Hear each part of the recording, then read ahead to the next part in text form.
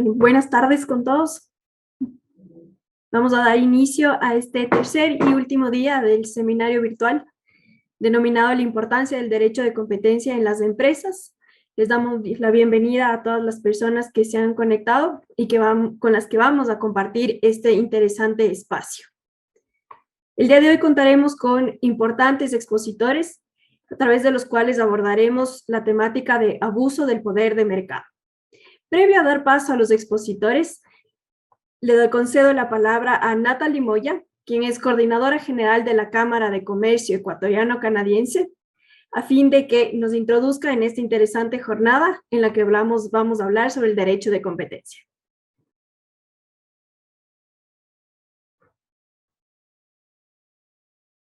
Natalie Moya es licenciada multilingüe en Negocios y Relaciones Internacionales por la Pontificia Universidad Católica del Ecuador. Desde el 2021 se desempeña como coordinadora general de la Cámara de Comercio Ecuatoriano-Canadiense de Quito. Natalie, por favor. Muchísimas gracias, Alejandra. Bueno, primero quiero agradecer a la Superintendencia de Control del Poder de Mercado y a Denton Spass Horowitz por organizar esta serie de webinars. Para la Cámara de Comercio Ecuatoriano-Canadiense Quito es un honor poder apoyar estos espacios con la Superintendencia y con nuestro socio Denton Spass Horowitz. Esta es la última sesión de una serie de webinars que se han presentado los últimos 3 jueves del mes y en donde se han abordado el derecho de competencia y la importancia de su correcta aplicación en las empresas. Asimismo, quiero agradecer a los asistentes de este webinar y de los anteriores por su interés en este tema de gran relevancia. Esperamos que toda la información que se compartió en la Superintendencia de Control de Mercados, la perspectiva legal de Denton Spass Horowitz y las empresas que nos acompañaron haya sido útiles para todos. Creo que tener el derecho de la competencia es muy importante, porque de esta forma las empresas van a poder desarrollarse en un mercado con una competencia sana y sin abusar del poder que pueden llegar a tener. En este último webinar vamos a hablar del abuso del poder de mercado, donde conoceremos las perspectivas legales y las estrategias que usa en este caso Damagro Farms para seguir siendo competitivo. Desde mi punto de vista, para el negocio, creo que lo mejor que se puede hacer cuando ya se sufre del abuso del poder de mercado es conservar estrategias innovadoras. Pero bueno, para eso estamos aquí, para que nuestros ponentes nos puedan explicar un poco más y de los factores que también debemos considerar. Así que nuevamente les agradezco a los asistentes y estos minutos que nos han otorgado a la Cámara para repetirles que para nosotros es un honor poder apoyar estas iniciativas, de estos webinars, que buscan sobre todo informar y educarnos a todos en este tema en específico. Gracias. Muchas gracias, Natalie. Y bien, así como lo dices, ahora vamos a dar paso a los expositores, quienes desde distintos enfoques nos van a explicar sobre el abuso del poder de mercado. Nuestro primer expositor es el abogado Carlos Trujillo, quien es el director nacional de investigación y control de abuso del poder de mercado en la Superintendencia de Control de Abuso del Poder de Mercado. Él es abogado por la Universidad San Francisco de Quito, tiene un diplomado en Economía para el Derecho de la Competencia por King's College de Londres, un LLM en Derecho de la Competencia por la University College London y es especialista superior en Derecho de la Empresa por la Universidad Andina Simón Bolívar. Carlos, bienvenido, te concedo la palabra. Muchas gracias, Ale. Buenas tardes con todos. Muchas gracias por participar en este interesante evento. A nombre de la Superintendencia y Control del Poder de Mercado, igualmente agradecerles a todos. Pues sí, para explicarles un poquito lo que es abuso del poder de mercado y la guía que desarrollamos desde la Intendencia y la Superintendencia y Control del Poder de Mercado. Sin más preámbulos, voy a pasar a realizar mi exposición, para lo cual voy a compartir una pequeña presentación que he desarrollado. Por favor, me confirman si es que están viendo la presentación. Sí, la estamos viendo, Carlos. Muchas gracias. Ya, perfecto. La presentación es sobre la guía para la investigación de conductas de abuso del poder de mercado. Para empezar, ¿qué es la guía para la investigación de conductas de abuso del poder de mercado? ¿Qué es la guía o los objetivos que tienen? Principalmente son 4. El primero es que es una herramienta que contribuye a la comprensión de lo que constituye el abuso de poder de mercado. Profundiza los elementos de tipicidad necesarios para la conformación de abuso de poder de mercado. Asimismo, proporciona seguridad jurídica al administrado al divulgar los conceptos claves para comprender el desarrollo de las investigaciones y se explica claramente los requisitos a ser considerados para la presentación de una denuncia ante la autoridad por un supuesto abuso del poder de mercado. Bueno, lo primero que se nos viene a la mente es, ¿qué es poder de mercado? Personalmente considero que es una de las 4 o 5 ramas que tiene el derecho de competencia. A mí es la que más me apasiona, ¿verdad? Toda vez que nace o parte de la excepción de la excepción. ¿Por qué de la excepción de la excepción? Porque podemos ver el artículo 9, tiene 23 cláusulas, o más bien ejemplos no taxativos, y normalmente lo que este prescribe, normalmente, o la regla general, es que son temas legales. Sin embargo, cuando los realiza una empresa que tiene poder de mercado, pues básicamente viene la discusión, si es que está o no está abusando de su poder de mercado, y si es que está o no irrumpiendo en la competencia, eficiencia económica, bienestar general. Dicho esto, el poder de mercado está prescrito en el artículo 7 de nuestra legislación. Básicamente hay 3 conceptos principales. El artículo 7 recoge 2. Uno, que es la capacidad de los operadores económicos para influir significativamente en el mercado. 2, que sean capaces de actuar de modo independiente con prescindencia de sus competidores, usuarios y demás operadores económicos que están en el mercado. Asimismo, existe una tercera definición, se podría decir, por parte de los economistas que lo han dado, y básicamente es, el poder de mercado se puede también configurar o se puede entender como la elevación de precios por encima del nivel competitivo, de forma rentable, por un periodo de tiempo sostenido. Entonces, como podemos observar, para que una empresa efectivamente configure lo que es poder de mercado, o que tenga poder de mercado, es algo en extremo complejo.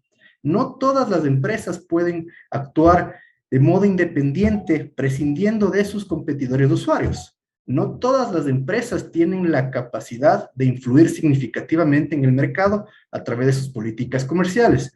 Y definitivamente no todas las empresas u operadores económicos pueden elevar los precios por encima del nivel competitivo de forma rentable por un periodo de tiempo sostenido. Toda vez que si realizan estas prácticas, lo que va a suceder es que sus consumidores o su demanda van normalmente a irse a su competencia. Bueno, básicamente dentro de la guía se explica asimismo cuántas categorías de abuso del poder de mercado existen. Normalmente, o como regla general, existen 2 tipos de conductas: las conductas exclusorias y las conductas explotativas. Perdón el timbre. Las conductas exclusorias son las ajenas a la competencia, las cuales están realizadas por un operador económico que ostente poder de mercado que efectiva o potencialmente afecta la competencia, la eficiencia económica o el bienestar general. Ahí entre paréntesis, esos son los 3 bienes jurídicos protegidos del abuso de poder de mercado: eficiencia, competencia económica y bienestar general. Ya sea impidiendo la entrada, dificultando la permanencia o eliminando su competencia. Existen básicamente 3 tipos principales de conductas exclusorias, que son, voy a mover este poquito, que son básicamente las restricciones verticales, la negativa injustificada de acceso y el abuso de derecho. Por otro lado, el derecho de competencia ecuatoriano recoge otra práctica que en otras legislaciones, como la americana, no existe, que son las conductas explotativas.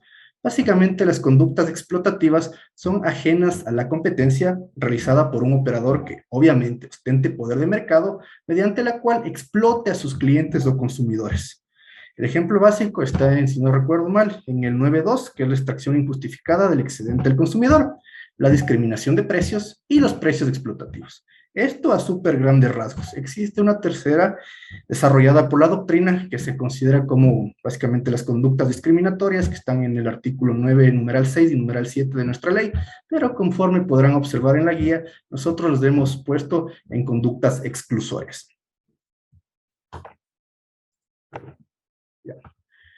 Las conductas anticompetitivas en la legislación ecuatoriana. Estas se encuentran prescritas en el artículo 9 de la ley. El artículo 9 de la ley para nosotros es una cláusula prohibitiva con la que se busca ejemplificar las conductas de abuso del poder de mercado que están prohibidas y deben ser sancionadas.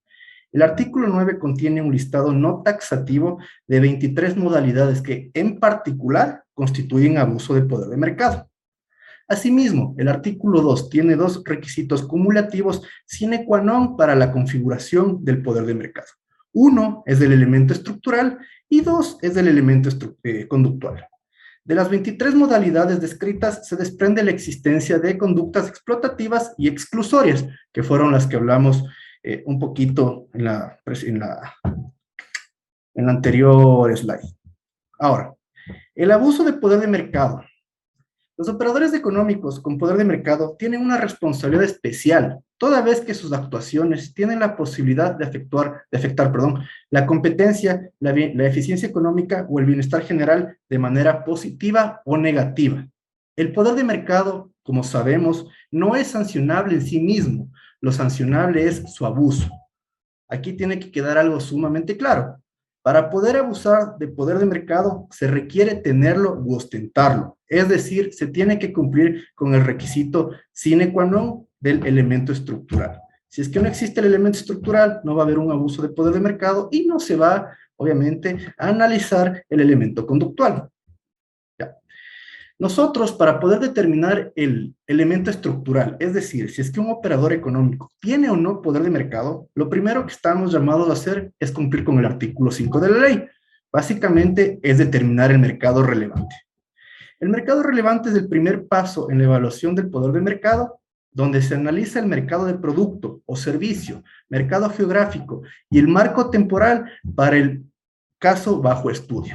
Principalmente se realiza análisis de sustituibilidad de demanda, sustituibilidad de oferta y competencia potencial. Básicamente es la cancha de juego donde supuestamente se estarían desarrollando conductas explotativas o conductas exclusorias de abuso de poder de mercado. Gracias al mercado relevante se identifica el contexto en donde se está llevando a cabo la conducta anticompetitiva analizada, tanto en el ámbito del producto y zonas geográficas, permitiendo tomar una decisión informada. Asimismo, determina a los operadores económicos que integran el mercado, su participación y el grado de competencia que existe en un periodo determinado de tiempo. Es decir, el mercado relevante es clave, es el tema, creo yo, más importante dentro de un análisis, de una investigación de abuso de poder de mercado. Ahora, ¿qué es del elemento estructural? Una vez que se determina el mercado relevante, procedemos a analizar si efectivamente existe o no existe poder de mercado. El elemento estructural es un parámetro objetivo. Algo que se nos tiene que quedar claro es que ¿se ostenta o no se ostenta poder de mercado? Tienen poder de mercado, como ya lo mencionamos, los operadores económicos que son capaces de actuar de modo independiente, prescindiendo de sus competidores, usuarios y demás operadores económicos que participan en el mercado. El elemento estructural o el análisis de si un operador económico tiene o no poder de mercado está prescrito básicamente en el artículo 8 de nuestra ley. Las tres principales componentes de mi criterio para este análisis son: 1, la cuota de participación; 2, el análisis de barreras de entrada o de salida; y 3, el comportamiento reciente de la competencia. La determinación de la existencia o no de un operador económico dominante está íntimamente vinculada con la determinación del mercado relevante.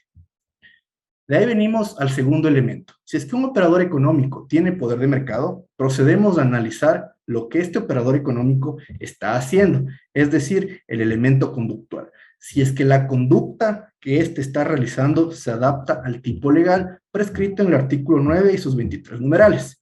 No olvidemos que esto es derecho administrativo sancionador, y por tanto, toda la conducta tiene que adecuarse a lo prescrito en la ley, que en este caso es el artículo 9 de nuestra ley. Como les habíamos explicado, básicamente hay las conductas exclusorias y las conductas explotativas. El elemento conductual analiza estas dos. Básicamente, las conductas exclusorias es cualquier conducta realizada por un operador económico que ostente poder de dominio. El poder de dominio o elemento estructural es el elemento transversal para el análisis de cualquier conducta de abuso de poder de mercado. Dentro de las conductas exclusorias, las más típicas que nosotros hemos podido identificar, e igual la doctrina, básicamente son las cláusulas de exclusividad, los precios predatorios, la negativa de acceso o el abuso de derecho.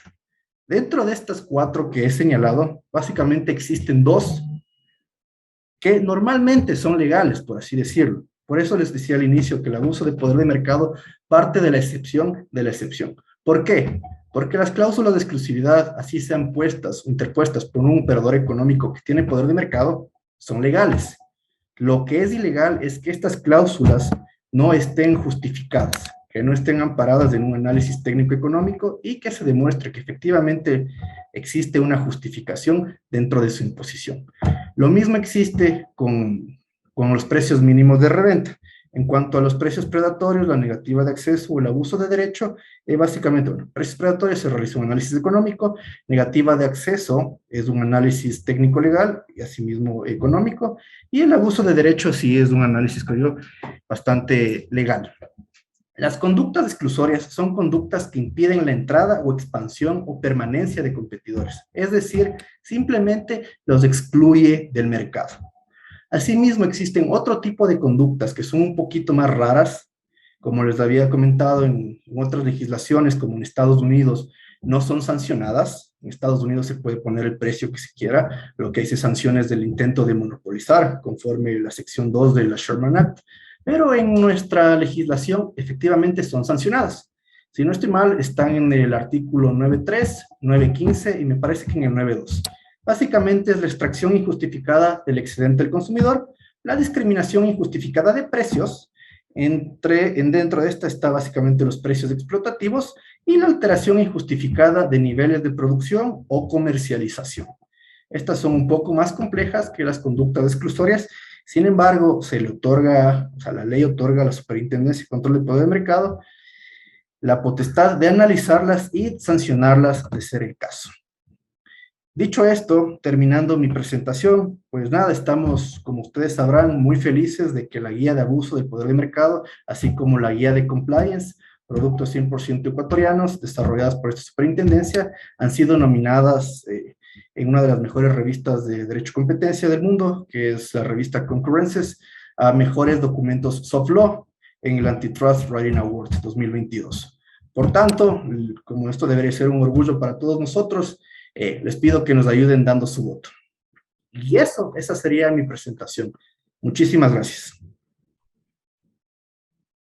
Muchas gracias, Carlos, por tu interesante presentación y explicación de cómo se analiza el abuso del poder de mercado, cuáles son los elementos constitutivos de esta conducta, así como cuáles son las conductas que son sancionables.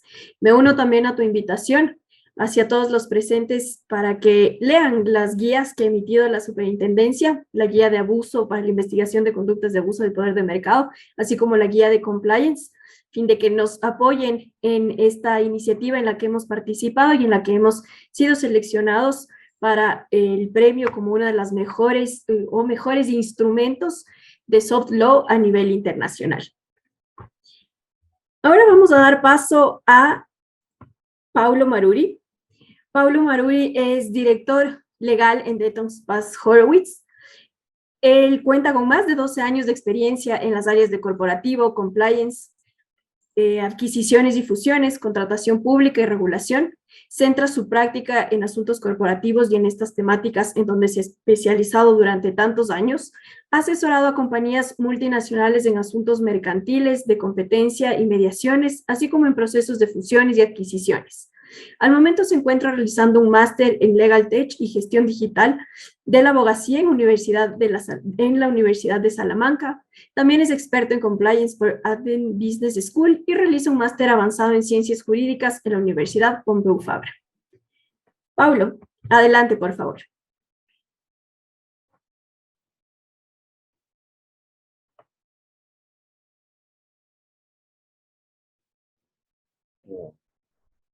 Ya, listo. Gracias, Ale. Ya pude hacer un mute.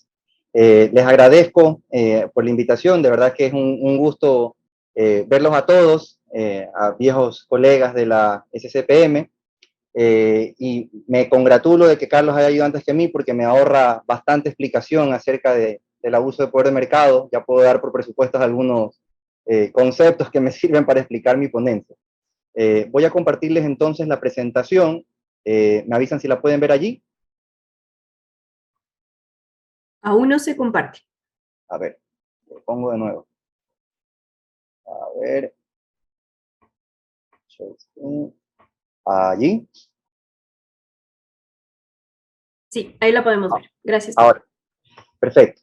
Bueno, yo, como decía, presuponiendo todo la existencia del abuso de poder de mercado, y gracias a la explicación que ha hecho Carlos, yo quería centrarme en algunas cuestiones relacionadas del abuso de poder de mercado con nuevas tecnologías, ¿no? Normalmente tendemos a pensar en el régimen de competencia y en el abuso de poder de mercado como una de sus conductas, solamente en el mercado de bienes y muy poco en el de servicios, menos dígase en el de las nuevas tecnologías, ¿no?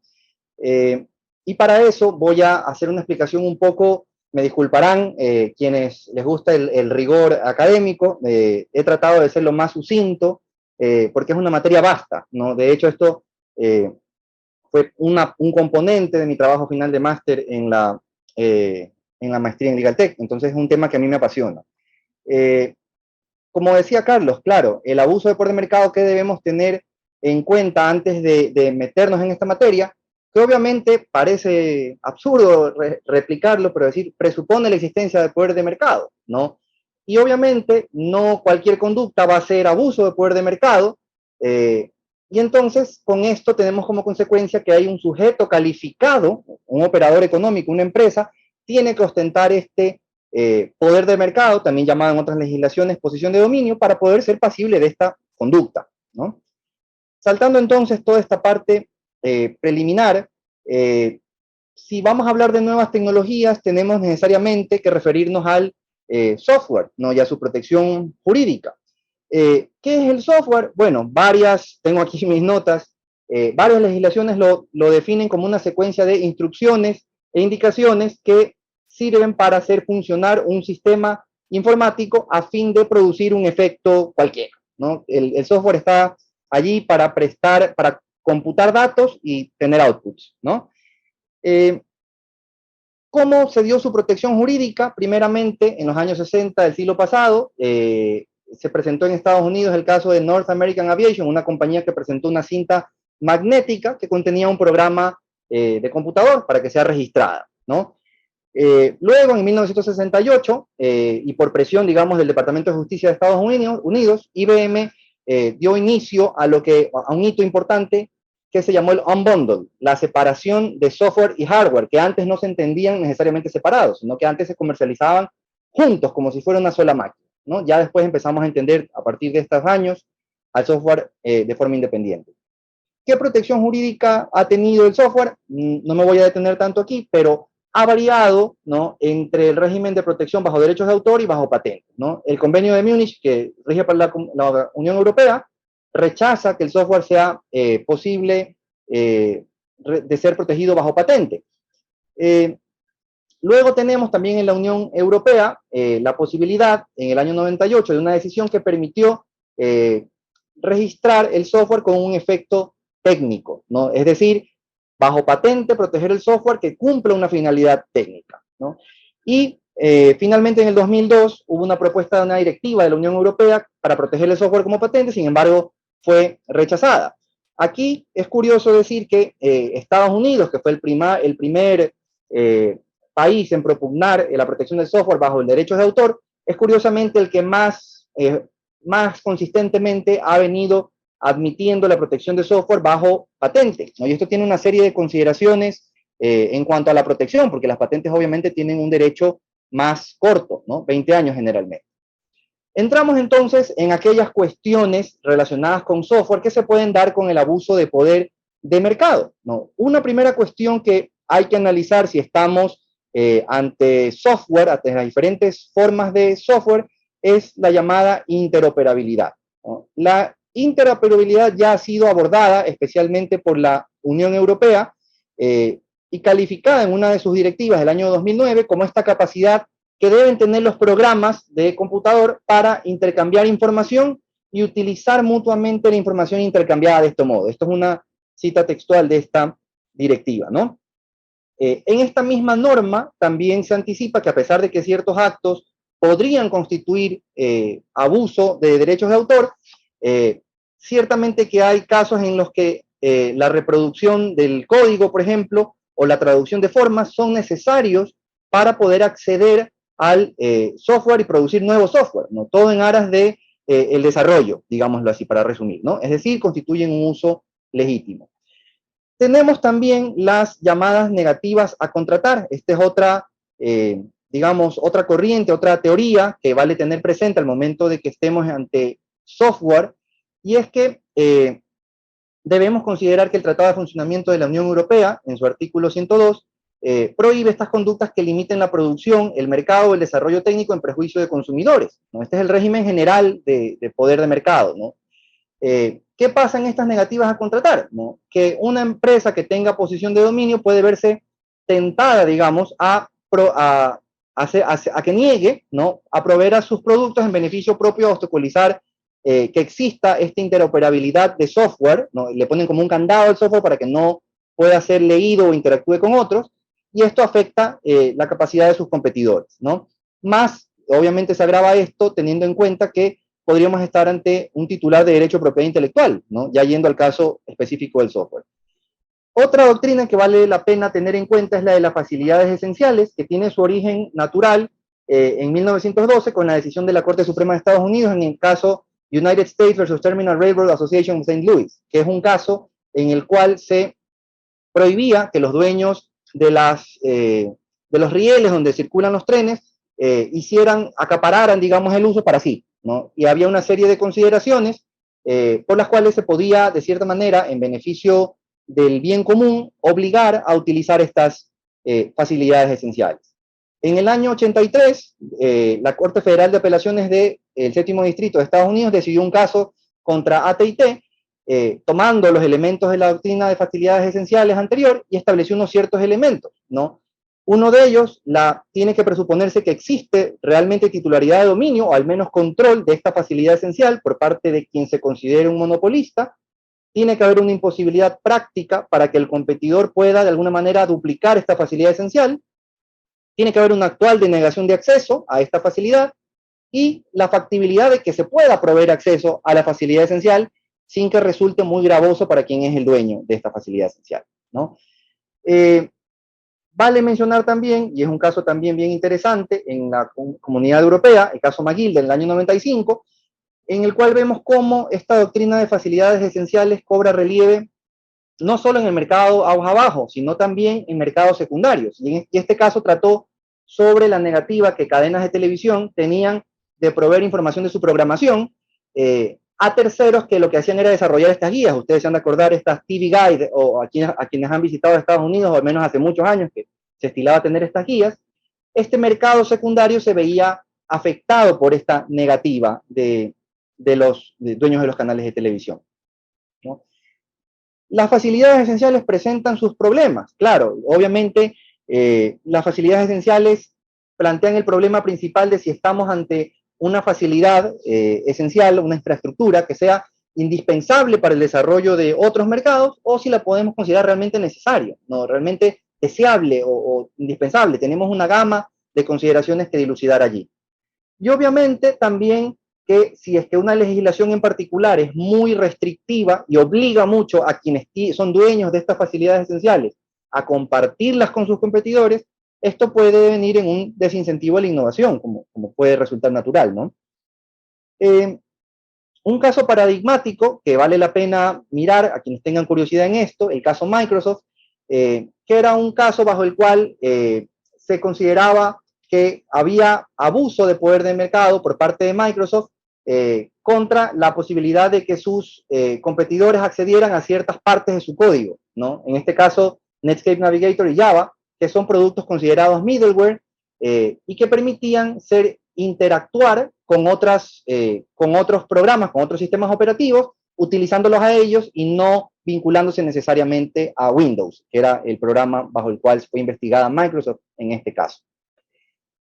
Y para pasar ya a esta última parte, claro, ¿por qué he hablado mucho de software? Porque a la final todas estas nuevas tecnologías no dejan de ser software, ¿no? Y aquí voy apenas a dejar esbozadas algunas cuestiones que tenemos que mirar con bastante detenimiento si queremos desarrollar un poco actividades en estas industrias, ¿no?, de nuevas tecnologías, ¿no? Así que mucho ojo para quienes son dueños de empresas o asesoran empresas, ¿no?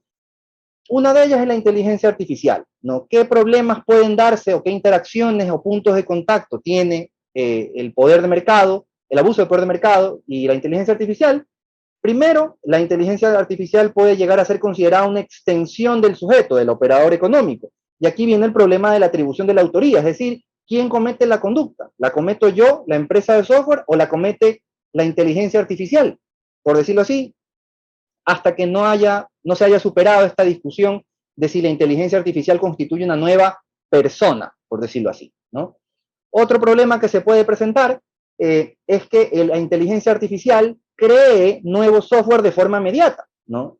Es decir, empresas que crean inteligencia artificial y a su vez estos entes, si los queremos llamar así, son capaces de crear a su vez programas por su cuenta. Entonces, podríamos estar ante un caso de abuso, sí o no, no lo sabemos, o a lo mucho en competencia desleal, trasladado, digamos, a los efectos que tiene entre empresas, ¿no? Y ahí vale la pena conocer que la superintendencia ha presentado un nuevo proyecto de competencia desleal que tiene una forma diferente de atender estos asuntos. Otra cuestión que puede tener punto de contacto es que la inteligencia artificial puede llegar a ser creadora de propiedad intelectual, y ahí viene el problema de la titularidad. Si es que la inteligencia artificial llega a ser considerada creadora de propiedad intelectual, entonces también podría llegar a ser considerado operador económico, ¿no? Y aquí podríamos estar hablando, en un primer momento al menos, de culpa invigilando de la empresa que desarrolló la inteligencia artificial y a su vez creó un derecho de propiedad intelectual que puede llegar a ser abusado, ¿no? Abusado de las formas que vimos antes, ¿no? Mediante negativas a contratar, falta de interoperabilidad, etc. Otra cuestión que tenemos que ver en nuevas tecnologías son los algoritmos, ¿no? Aquí hay varias cuestiones que analizar, algunas son más relativas en realidad a las conductas de acuerdos, ¿no?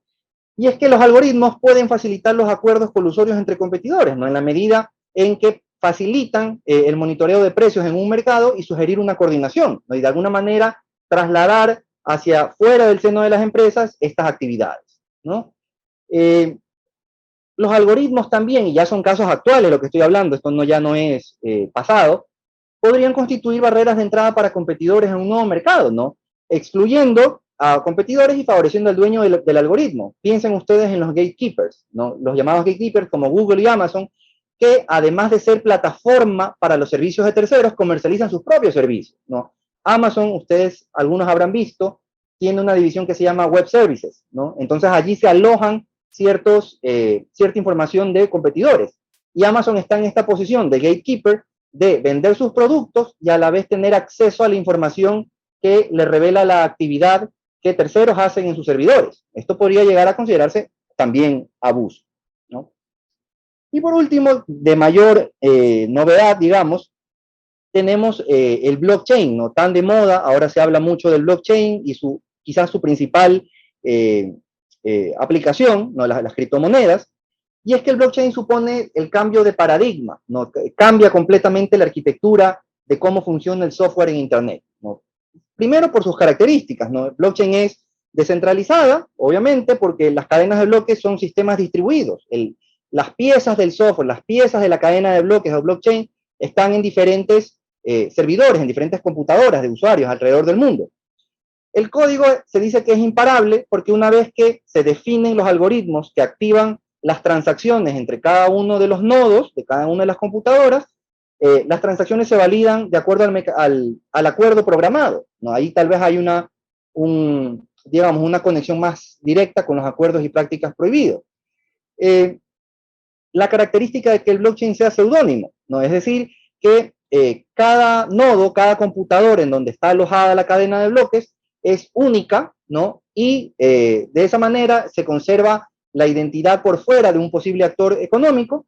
Y finalmente que el blockchain es inmutable, ¿no? Los registros de blockchain no se pueden alterar así nomás, como algunos ya sabrán, sin que exista el consenso de todos los participantes de la cadena de bloques, ¿no?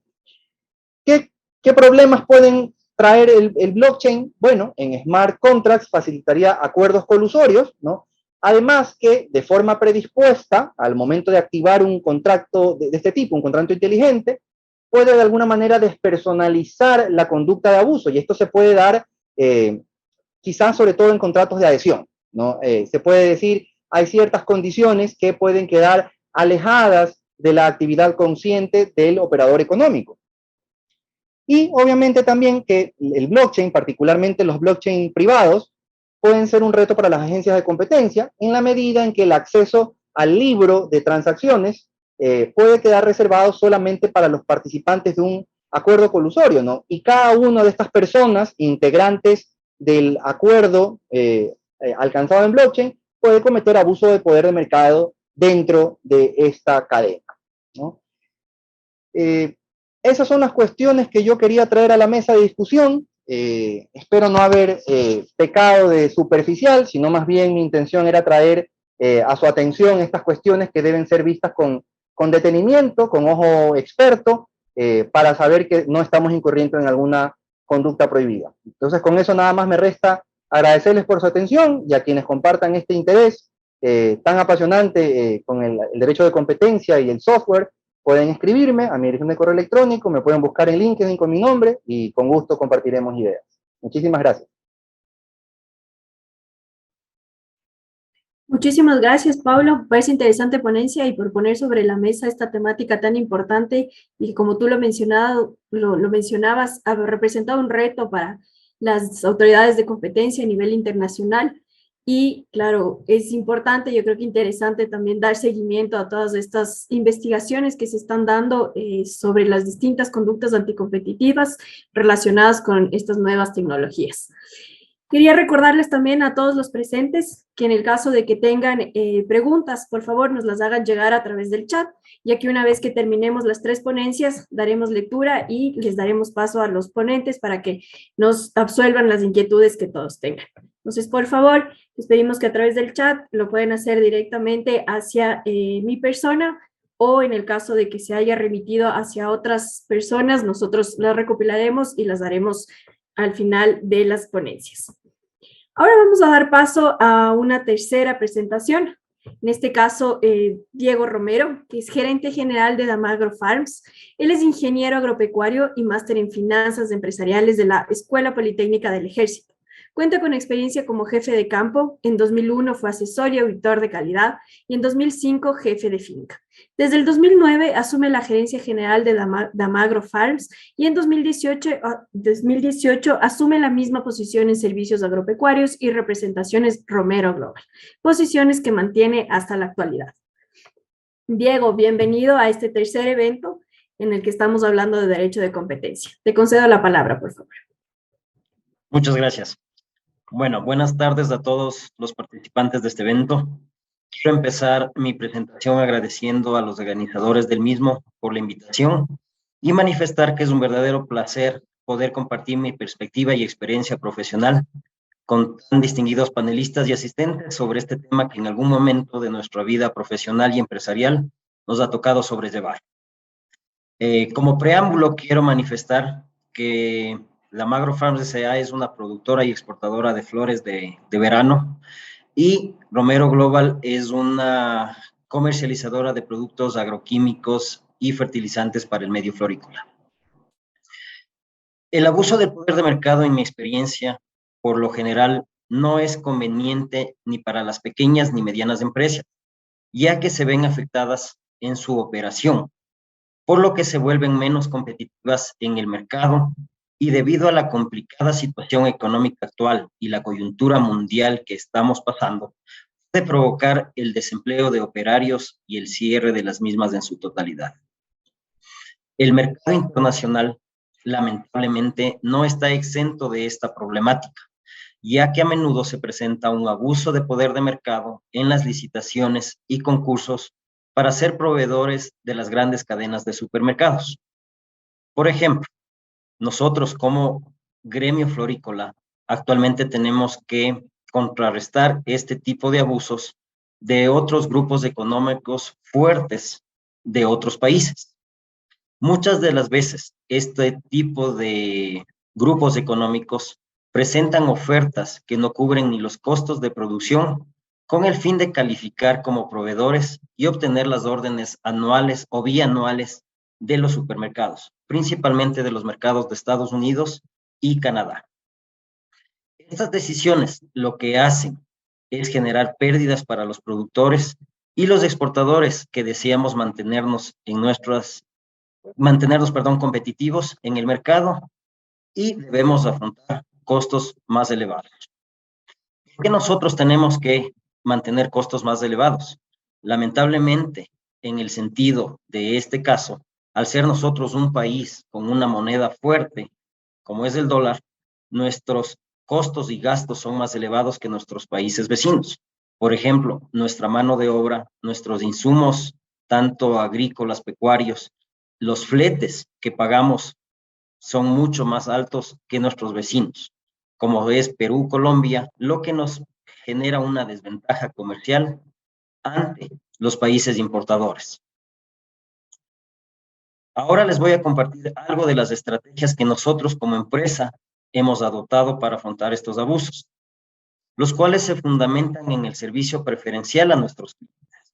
Es decir, nosotros hemos realizado un riguroso proceso de fidelización de nuestros clientes. Este proceso se respalda al ofrecer productos con valor agregado y con excelente calidad para que el cliente obtenga un mejor valor percibido del producto y se sienta seguro de que sus órdenes van a ser confirmadas y cumplidas sin error alguno y sin ningún tipo de inconveniente. Adicionalmente, el conocer muy de cerca la cultura de nuestro nicho de mercado es una estrategia importante, ya que permite producir, diseñar y ofertar lo que el cliente final busca para satisfacer su necesidad de compra. Es decir, nosotros tenemos en cuenta la época del año, las tradiciones, los colores de moda y las tendencias de consumo que nos permiten diversificar nuestros productos y que el consumidor se mantenga atento y no se canse de comprar nuestro producto. Otra estrategia que hemos puesto en práctica es la de buscar socios estratégicos en el exterior, que nos permitan establecer relaciones comerciales más fuertes con nuestros clientes finales. Es decir, unirnos a empresas más grandes que nosotros y que están directamente relacionadas en el nicho de mercado al cual estamos direccionados. Esto nos ha permitido ofrecer más variedad de productos, con lo que aseguramos de mejor manera nuestra comercialización. Como por ejemplo, nosotros ingresamos a supermercados grandes en Estados Unidos como es Whole Foods a través de un socio estratégico que abarca 3 y 4 divisiones de este supermercado. Por otro lado, se debe mencionar que nuestro primer socio estratégico a nivel local son nuestros colaboradores, ya que como política de empresa consideramos que el factor económico va de la mano con el factor humano. Es decir, valoramos el esfuerzo de cada uno de ellos y creemos que cada uno es un núcleo familiar que depende de la exportación de flores. Por lo tanto, se les brinda todos los beneficios de ley, más beneficios sociales que nos diferencian de otras empresas. Por ejemplo, nosotros tenemos médico en nuestras plantaciones, brindamos servicio dental, brindamos servicio visual, para que nuestros trabajadores nos den el 100% y estén conscientes de lo que nosotros necesitamos. Además, están en constante capacitación para que cumplan a cabalidad los requerimientos de calidad que desean nuestros clientes y de esta manera mantenernos en el tiempo con nuestros productos. Como empresa, adicionalmente creemos que la unión hace la fuerza. Es por ello que también a nivel local buscamos la asociatividad de pequeños, medianos y grandes floricultores para que sus productos sean comercializados en conjunto a nuestro portafolio de flores y de esta manera tener una mejor aceptación en el mercado internacional. Lamentablemente, a pesar de tomar estas estrategias, tanto internacional como localmente, hay circunstancias de mercado que de una u otra manera permiten el abuso de poder de mercado. Por ejemplo, la escasez de una materia prima como es el papel y las complicaciones en la cadena de suministros a nivel mundial permitieron que los proveedores de cajas el año anterior subiesen el precio de las mismas en un 58%, lo que nos afectó como empresa, ya que estos costos no pudieron ni actualmente pueden ser trasladados a nuestros clientes.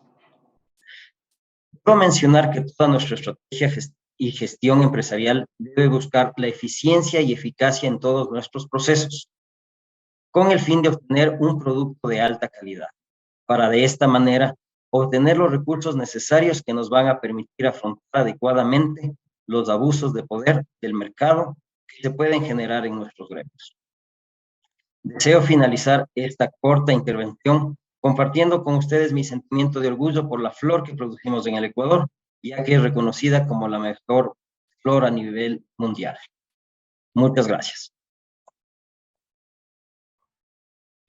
Muchas gracias, Diego, por su ponencia. Bueno, les invitamos nuevamente a todos los presentes a que nos hagan llegar sus preguntas respecto a las temáticas que hemos abordado y en específico a abuso del poder de mercado. Hasta que recibamos las preguntas, vamos a plantear las que hasta el momento nos han llegado y esta va dirigido a Carlos y también creo que Paulo nos podría comentar al respecto. La pregunta señala lo siguiente.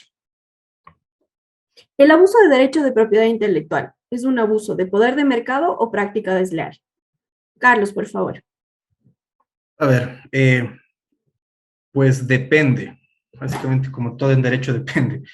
¿De qué depende? Si es que el operador económico que está incurriendo en una conducta exclusoria a través de, básicamente, un abuso de propiedad intelectual, tiene efectivamente poder de mercado, va a ser determinado como un abuso del poder de mercado. Si es que este operador económico está incurriendo en esta práctica anticompetitiva y no tiene el elemento estructural, puede ser una práctica desleal. Como nosotros sabemos, el abuso de propiedad intelectual está, si es que mal no recuerdo, en el artículo 26 de la ley, perdón, en el 27.7 o 8, si mal no recuerdo, y en el 9.16 o 9.17. Asimismo está en el artículo 26 de infine. Entonces, ¿qué es? Bueno, ¿cómo se configura, en este caso, una práctica anticompetitiva por abuso de propiedad intelectual como abuso de poder de mercado? Uno, la existencia del elemento estructural, que hemos lo que he estado hablando, básicamente que el operador económico dentro del mercado relevante ostente poder de mercado. Y dos, efectivamente que existe un abuso de propiedad intelectual. Ahora, un abuso de propiedad intelectual, existe un abanico de conductas. Ya que estamos hablando de abuso de poder de mercado, les puedo indicar básicamente las que en doctrina y a nivel jurisprudencial son las más recurrentes. Por ejemplo, el pay for delay, que básicamente es algo bastante recurrente. Básicamente, un operador económico que tiene poder de mercado tiene una patente, la cual está próxima a expirar después de los 15 o 20 años. ¿Y qué es lo que hace?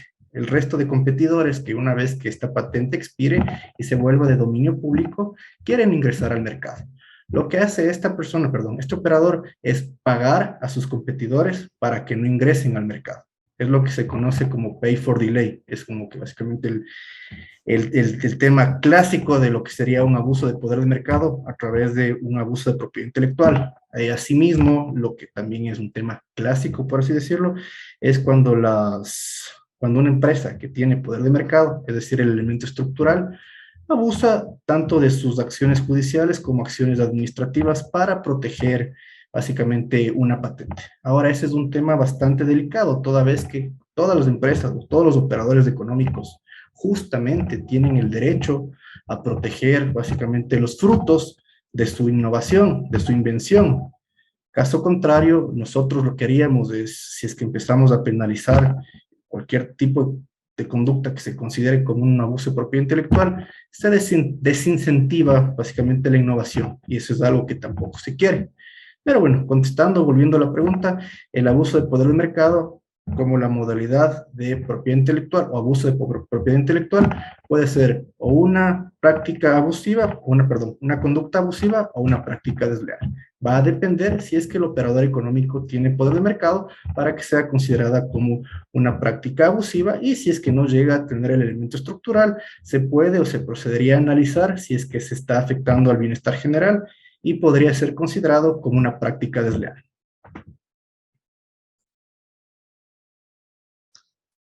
Gracias. Yo también solamente creo que estoy de acuerdo con lo que ha manifestado Carlos, justamente por lo que mencionaba también al inicio de mi ponencia de manera muy breve.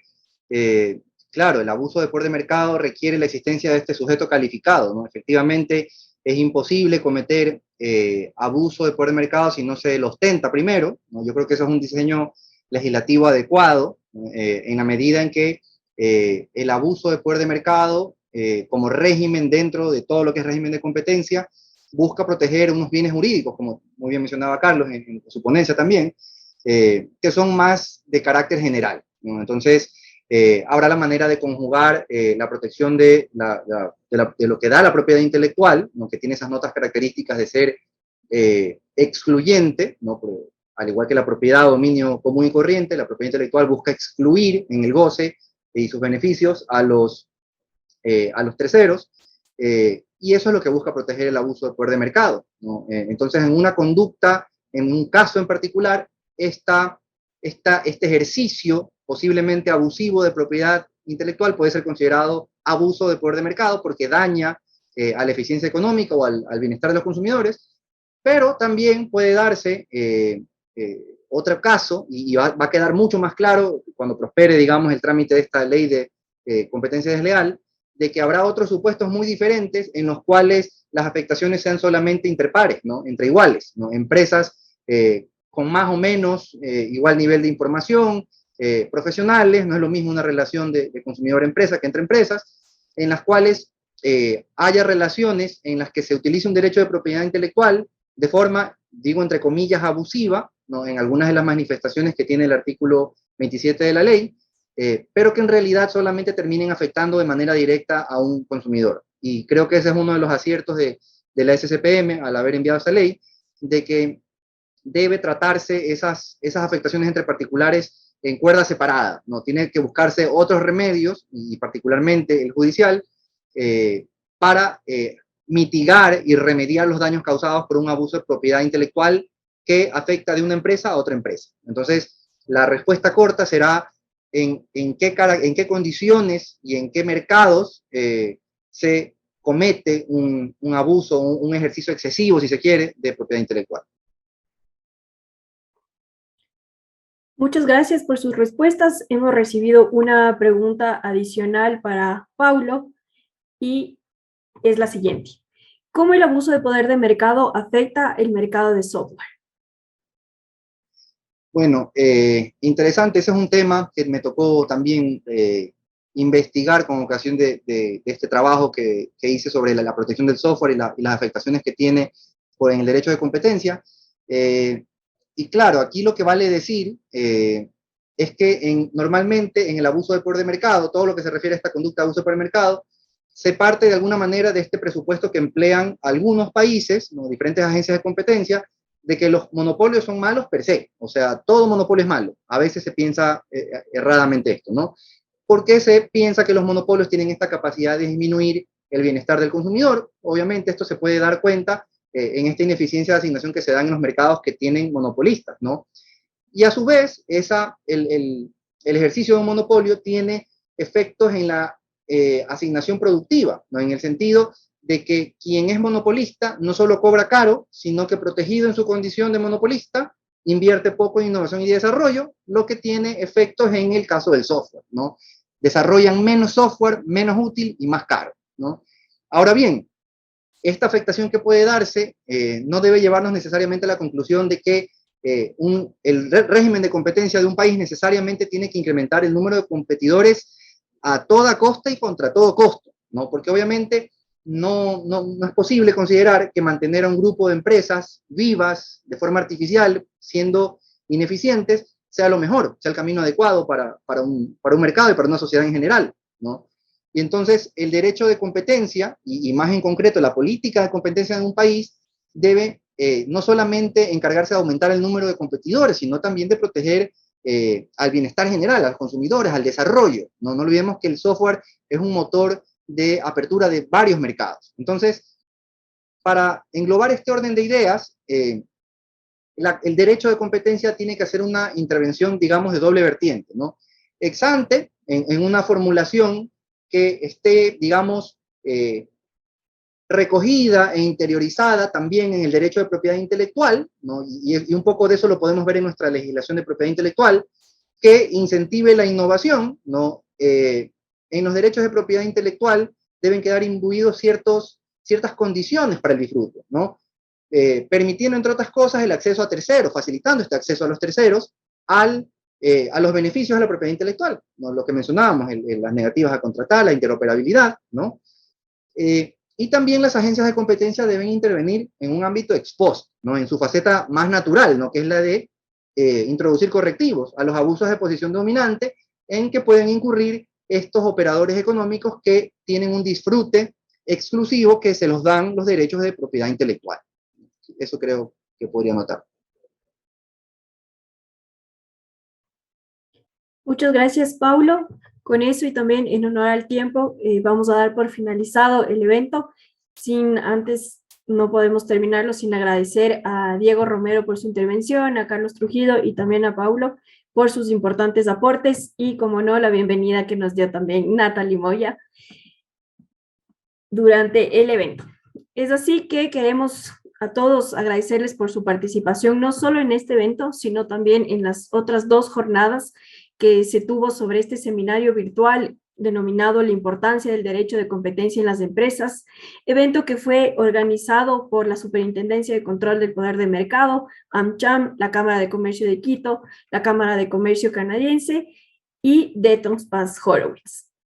Estamos gustosos de compartir estos espacios con todos ustedes y les invitamos nuevamente a que lean las guías de la Superintendencia y que también nos apoyen con sus votos. Muchas gracias a todos y que tengan una muy buena tarde.